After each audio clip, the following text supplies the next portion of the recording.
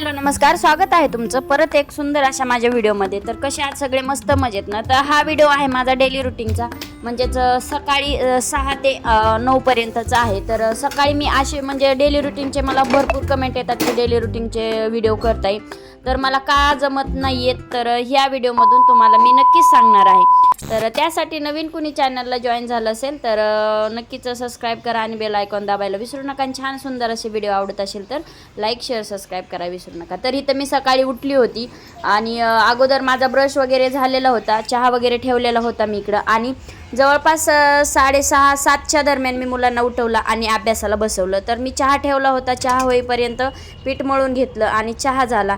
तवा ठेवून घेतला म्हणजे चपात्या करण्यासाठी आपल्याला तवा. तर चपात्या करत करत चहा प्यायचा.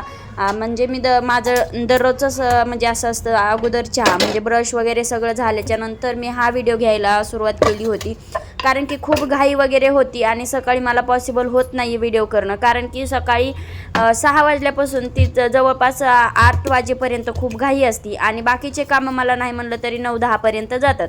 तर हा व्हिडिओ मोठा होईल त्यासाठी मी काय बाकीचे कामाचा वगैरे व्हिडिओ घेतलेला नाही आहे. जर कोणाला व्हिडिओ म्हणजे हा आवडला आणि एखादी जरी कमेंट आली की पूर्ण डेली रुटीनचं तर दाखवायचं, तेव्हा मी नक्कीच दाखवणार. तर चपात्याचं पीठ मळून वगैरे घेतलं, चांगलं तेल वगैरे लावून थोडंसं 2-3 मिनटं म्हटलं इकडं तिकडं. तर बाहेर अशी गॅलरी थंड हवेचं वातावरण घेत घेत माझा चहा चाललेला होता प्यायचा. तर मला चहा थोडंसं थंड झालं पिते आणि त्यात आता मी गुळाचा चहा पित आहे. साखरेचा चहा सोडून दिलेला आहे कारण की मी ढबू व्हायला लागली आणि चहा प्यायचं काय सुटत नाही आणि साखर चांगली नसते म्हणून म्हटलं गुळाचा चहा पीत जावा. तर इथे मी घेतलेले आहे चपात्या करण्यासाठी आणि व्हिडिओ करायचं म्हटलं की थोडाफार उशीर होतोच. आणि त्यासाठी मी काय केलेलं आहे, तर आज भाजी वगैरे केली नाही, फक्त चपाती. आणि जर कोणाला अशी घाई असेल माझ्यासारखी आणि आपल्याला प्रत्येक काम करावं लागतच असतं, दुसऱ्यांना वाटतं की व्हिडिओ करणं किंवा सोपं, हे काय सोपं नसतं. तर दोन्ही हे पण काम आहे आणि आपल्याला दररोजचं जे काम आहे ते तर नेहमीच कामं असतात. तर इथे मी चपात्या वगैरे करून घेत होती आणि जवळपास मी सगळ्या चपात्या घेते. आणि मी काही नॉनव्हेज वगैरे खात नाही आहे, म्हणजे हे सर्वांना माहीतच आहे. जी माझी जुनी यूट्यूब फॅमिली आहे त्यांना सगळ्यांना माहीत आहे, जे नवीन आहे त्यांनाही सांगते. तर इथं मी चपात्या करून घेत होते. तर भाजी काय करावं हा चपात्या करताना प्रश्न असतोच. तर भेंडी वगैरे होती, तर भेंडी कधी कट करायची, कधी साफ करायची, अगोदर साफ करून ठेवलेली नव्हती. तर त्यासाठी मी तुम्हाला आयडिया दिलेलीच आहे, पुढं बघाच तुम्ही. तर इथं मी काय केलेलं आहे, 2 चपात्या अशा छान करून घेतलेल्या आहेत. बाकीच्या चपात्या मी करून साईडला ठेवल्यात आणि इथं तवा मी चेंज केलेला आहे. कारण की मी तव्यावर कधीही म्हणजे नाही का हे करत नाही आहे, म्हणजे नॉनव्हेजचा प्रकार करत नाही आहे, तो चपात्याचा असतो. कारण की तवा काय होतो, गरम झालं की हे होतं, म्हणजे असं तेल वगैरे सुटतं आणि त्याचा वास वगैरे येतो. मला अजिबात ह्या नॉनव्हेजचा वास आवडत नाही आहे. तर इथं मी थोडंसं तेल वगैरे घेतलं आणि 2 चपात्या अथर्वच्या टिफिनसाठी मी लाटून घेतल्या. तर ह्या चपात्या आपल्याला काय ह्याचा गोळा वगैरे करून नॉर्मली लाटून घ्यायच्यात. तर तुम्हाला कळालंच असेल की आता मी अंडं घेतल्यावर मी ह्याचं काय करणार आहे. तर आपल्याला ह्या काय करायचं, ह्या चपात्या थोड्याशा जाडसर लाटून घ्यायच्या आहेत. तर एकदम टेस्टी लागतं आणि छान लागतं. आणि हे म्हणताल तुला कसं कळलं तू खात नाही, तर मी खात नाही, मला अंड्याचा वासही सुद्धा बिलकुल आवडत नाही आहे. तर मी रेग्युलर आपल्या बेसनच्या पोळ्या करते, त्याच्यामुळं ही माहीत आहे. आणि अथर्वला मी गेल्या वेळेसही दिल्या होत्या, म्हणजे 8 दिवसापूर्वी दिल्या होत्या. तर त्यानं सांगितलं की मला पुरली नाही, तू एकच दिलीस. तर ते ह्या वेळेस मी 2 पोळ्या केलेल्या आहेत.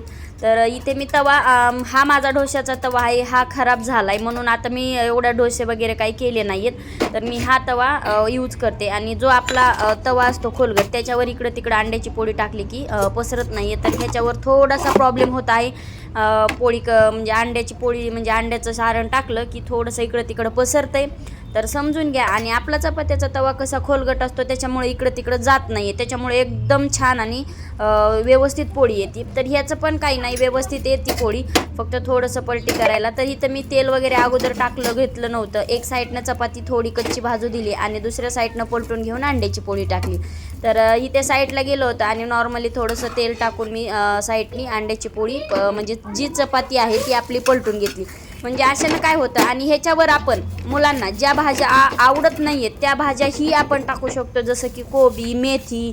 अशा मेथीसुद्धा बारीक करून टाकू शकतो, कारण की मी याच्या अगोदर खूप वेळा केलेलं आहे. ज्या मुलांना कांदा आवडत नाही त्यांनाही असा कांदा वगैरे ह्याच्यामध्ये टाकून आपण करू शकतो. तर मला खूप घाई होती त्याच्यामुळे ह्यावेळेस मी कांदा टाकलेला नाही. मेथी तर माझ्याकडं नव्हती किंवा इतर भाज्या पत्ताकोबी वगैरे होता, पण मला खूप घाई होते त्यासाठी मी काय केलेलं नाही.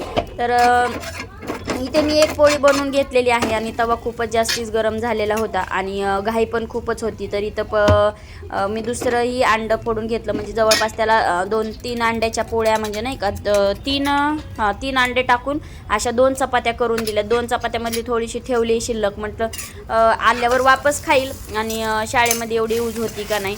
तर इथं थोडीशी मिस्टेक झाली होती, पण तीही मिस्टेक मी क्लिअर केली, कारण की काय झालं होतं, चपातीवर सारण राहायचं ती साईडला पडलं होतं, पण ते काय वेस्ट जात नाही आहे. तर बऱ्यापैकी आता ह्या अशा आपल्या पोळ्या वगैरे भाजून झाल्यात. आणि माझ्याकडनं इथं चुकी काय झाली होती, जे की मी तेल घेतलं होतं यूज करण्यासाठी, त्या तेलातही सुद्धा अंड्याची थोडंसं सारण पडलं आणि ते मला बिलकुल आवडत नाही. तर ते तुम्हाला मी टाकून दिलं, म्हणजे मला हां बाकी चिकन वगैरे सगळं म्हणजे वास असं काय वाटत नाही. तर असू द्या. तर इथे मी घेतलेलं होतं, माझ्याकडं केचप नव्हतं, जे की टोमॅटो केचप. तर इथं माझा पिझ्झा सॉस होता आणि तो माझ्याकडं असतो, कारण की मी पिझ्झाही बनवते घरच्या घरी, चपातीचा म्हणा किंवा पिझ्झा रोल बेस आणून त्याचा बनवते. तर इथं पिझ्झाचा सॉस लावला आणि मी त्याच्या रोल करून काप करून घेतलं. तर दुसऱ्याही पोळीचं मी तोच प्रकार केला. पिझ्झाचा सॉस लावला, सगळीकडे पसरला, म्हणून तुम्हाला सांगितलं की ह्याच्यावर आपण भाज्यासुद्धा करू शकतो किंवा उकडून भाज्या घेऊ शकतो किंवा शिजवून घेऊ शकतो नाशा टाकून.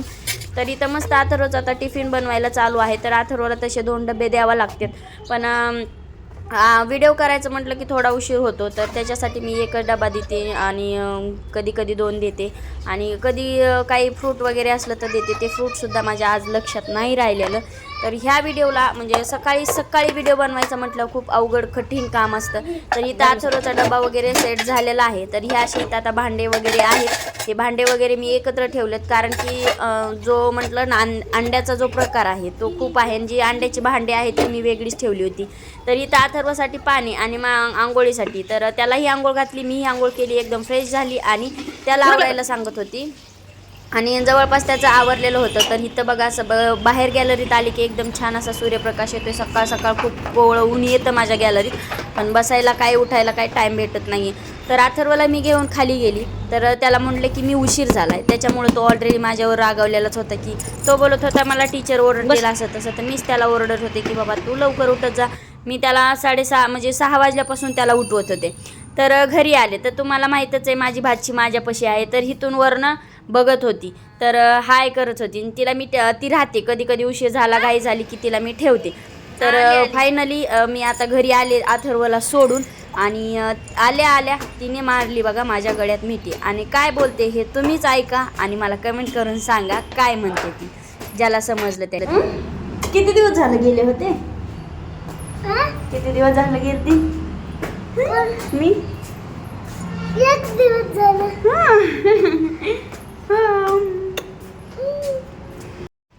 तर हा व्हिडिओ आपला एवढाच आहे. तर व्हिडिओ कसा वाटलाय कमेंट करून सांगा. आवडला असेल तर एक लाईक शेअर सबस्क्राईब नक्कीच करा. तर भेटू नेक्स्ट व्हिडिओमध्ये. तर ह्या व्हिडिओसाठी कमेंट करा आणि कसा वाटतोय सांगा. तर बाय बाय आणि काळजी घ्या, स्वस्त राहा, मस्त राहा.